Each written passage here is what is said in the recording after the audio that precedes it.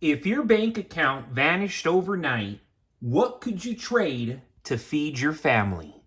Good evening, folks, and welcome back to another episode of Silver Dad Knows. Remember, always live with no edits. If this is your first time here, hit that subscribe button now, as you're going to like what I'm about to say. So, just speaking this evening, I am presenting to you right here the Silver Dad Knows piece.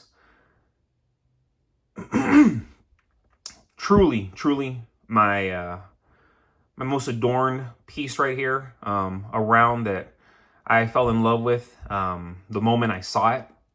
But right here, yes, this is the JFK Apollo 11 coin.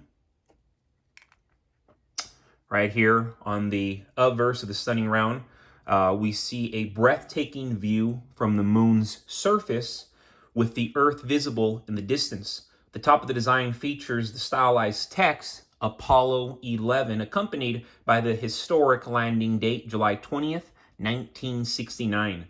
Below, an astronaut's boot is depicted stepping onto the lunar surface, leaving a trail of footprints. Beside these iconic marks is Neil Armstrong's legendary quote, "One small step for a man, one giant leap for mankind." And I already know what people are saying. Trust me, we never went to the moon. As much as I'd like to get into that topic, I'm not going to. I just love this piece, okay? This is just an awesome piece right here.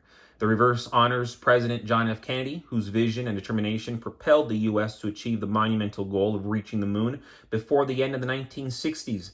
His likeness is portrayed gazing skyward on the right side of the design, with the moon, stars, and a launching shuttle serving as a powerful backdrop.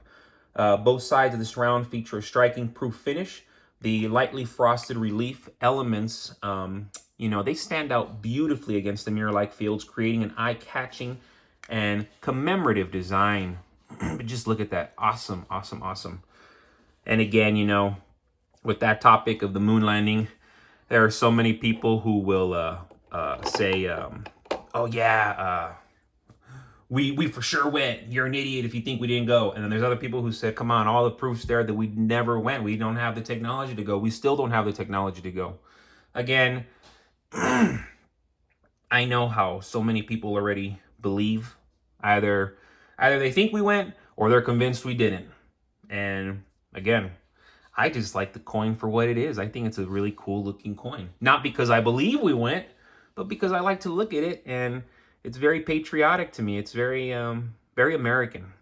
And that always sits well with me when something is red, white, and blue. And before we go any further, I want to give a quick shout out. This is to my always loyal subscriber. This is Bill Soderquist. I will be 62 next month. Dad born in 34 and mom in 43. Grew up with both sets of grandparents and on mom's side, both great-grandparents. Most have no real conception of what the Depression era folks went through. Changed them forever, and they taught my generation at least. I will always be thankful for those lessons. Beautiful comment right here coming from Bill Soderquist.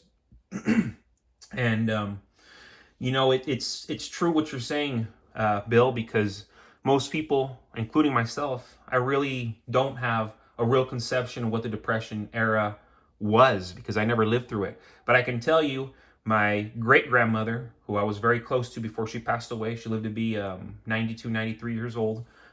She lived in that era. As a child, she went through it, and seeing her later on as an elderly woman, I saw how frugal she was and how, she never threw away unfinished food. And that's something that always struck me, where I would see, so many young people, young adults throwing away their food. And here you have this elderly lady who's got a lot of money in the bank. They don't have to be storing food. They don't have to be preserving. But she was. And people from that generation preserved more. Not only did they preserve more, they appreciated life itself more. Nowadays, people are so miserable because everything is that convenient. If you want to do something within the next 5 minutes, chances are you probably can just from a swipe or just tapping your fingers, literally. And this goes good as it goes bad. And that's one of the reasons why I'm not only concerned for this generation, the millennials, I'm concerned for our children and our grandchildren, because it's a very strange world now. In today's fragile economic environment, most Americans are sleepwalking into a financial disaster. They trust that their dollars will always have value, that their banks will always be open, and that the system will always function. But history shows us that currencies fail, banks collapse, and governments, what do? They overreach. When that happens, paper wealth vanishes, but silver endures. Most Americans have been conditioned to ignore precious metals, but when the dollar buckles, they'll wish they had physical silver in hand. Silver is not only a shining metal. You know, we're looking at this right now. Very, very attractive piece. Very attractive pieces. But again, not only shiny metal. What you're looking at is real money with a 5,000-year track record. While the US dollar has lost over 90% of its purchasing power in the last century, silver has preserved and even grown its value in times of crisis. In the 1970s, during rampant inflation, silver skyrocketed. When fiat currencies tremble, silver shines. Most Americans don't own a single ounce. When prices surge and premiums spike, they're going to be priced out. Worse, scrambling to buy what is no longer available. And even right now, possibly it sounds far-fetched, but ultimately, no, folks. The day is going to come, not if, but when, where we will not be able to purchase silver freely and abundantly the way we can right now. It's going to be incredibly costly, and those who hold it, they're not necessarily going to want to get rid of it. It's like those who hold gold right now. Yeah, gold costs an arm and a leg, but I know so many people, unless they absolutely have to, they're going to hold on to every single ounce of gold they have. So when silver goes up past $100, $200, people are going to be holding it. Yeah, you're going to have the idiots selling off, desperate, make a little buck, live a little life.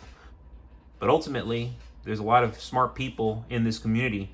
They're going to hold, and they're going to wait for it to get even higher. What makes silver even more powerful is its dual role.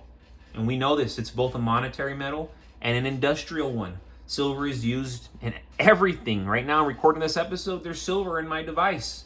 Silver in the solar panels on my home. Silver in the medicine in my cabinet. Silver in the military tech for the military that protects my nation. Demand keeps climbing, yet supply is constrained. We're heading into a long-term shortage. While the average American hoards silver dollars or buys overpriced stocks, smart investors are stacking silver, quietly preparing for a future where it becomes nearly impossible to find. Let's not forget the growing threat of digital control. Central bank digital currencies, as we know them, CBDCs, are being developed to replace cash with programmable money. Pretty scary. I mean, read the book of Revelations. We're practically there. Programmable money. When that system is activated, every transaction will be monitored or restricted.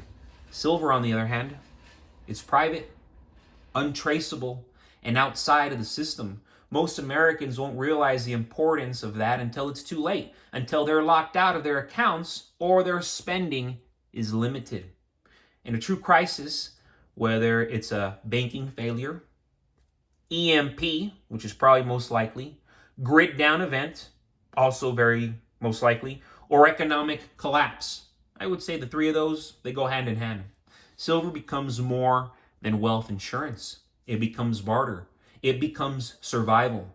Ounces of silver can buy food, fuel, protection, even freedom when paper money becomes worthless.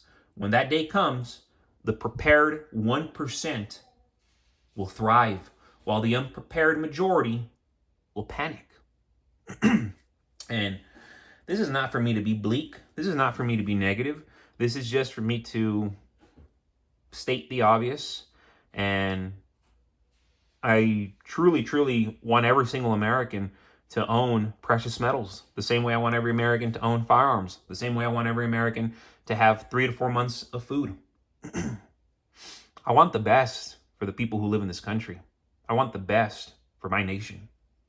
That's why most Americans, they're going to regret not owning silver. It's not about getting rich quick. It's about being ready when everything else fails. But as always, thank you so much for joining us for another evening of Silver Dad Knows. God bless you. God bless your household. And God bless America.